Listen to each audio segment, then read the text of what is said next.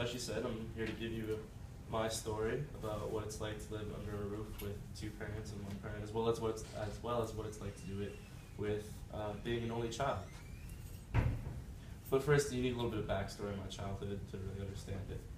So my dad was in the military for a while, and he eventually got out of it and went into being a CT tech at a local hospital. My mother, she quit school when I was very young and to raise me until I was about a toddler. And as soon as I went to kindergarten, she went back into school and to become a CRNA. My dad, he got tired of working at the hospital he was at, so he decided that he would quit and try to find a new job. But this was about around the time that the recession took effect, so he had a span of about a year where he was unemployed. And this, along with other factors like clashing with my mom, drove him to seek work in other places out of town. And this led to a habit or a series of jobs elsewhere. And it led to me from around the age of 11 up until the rest of my childhood. I was alone with my mom living in Orlando while he was working elsewhere, and he would come visit with us a couple times a week, or every so often, every 2 or so weeks. So more households in America are only having one child. According to the U.S. Census Bureau, the average household size has dropped from around 4 to lower than 3 people. The USDA projected that a child born in 2013 will cost about $245,000 to raise to the age of 18. My parents only had one child mostly because of economic factors. My mom was still in school. She wasn't where she wanted to be yet in her career. So she always had her nose in a book, and I was left to my own devices to entertain myself. Because of this, we arrived to the first big problem of being an only child. It's the lag in social development that I had.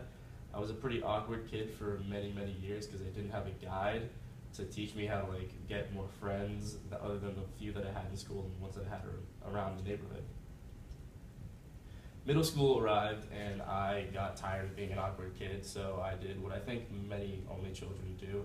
I decided to reinvent myself. I didn't really become a completely different person. I mostly tweaked my habits so that I fit in a bit better. The results were great. I had more friends than I knew what to do with than ever before. And things at home were a lot better. I had a good routine. After a while, my parents did fight a little bit more, and that was when my dad had his unemployment time, and things got a little bit worse between them then. He moved to northern Florida near the middle of my middle school career.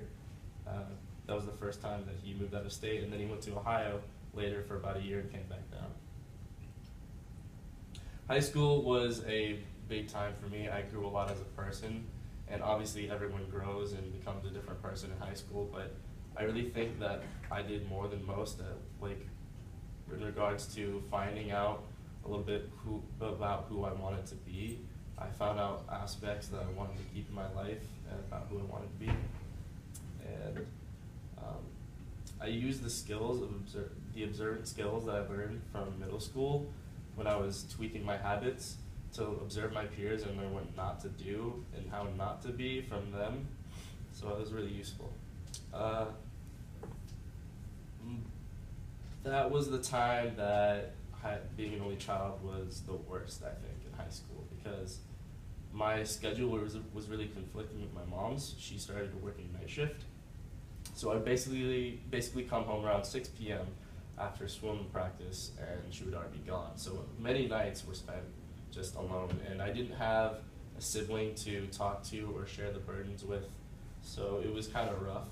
So I did what most only children become very good at doing. I adapted, and I became a lot closer with my friends, as you can see. You can just flip the grid or Tangela, sorry. I became a lot closer, and the best friends are basically how I kept sane in high school. They're definitely the reason I'm who I am today, and they're definitely they're definitely as good as, if not better, than having siblings that you live with. So to conclude, the question is, do I think that my life would be better if my dad had stayed in town and worked? doing different jobs and still argue with my mom, or if they had another child. I don't really know, but I don't think so. I like who I am today. It's definitely not a black and white issue. If a couple should have more than one child, but I consider myself a pretty average guy, so I think that I hope that I gave you a little more insight as to your peers around you and what they might have gone through. And this is how my parents, the love of my parents, has changed my life. Thank you.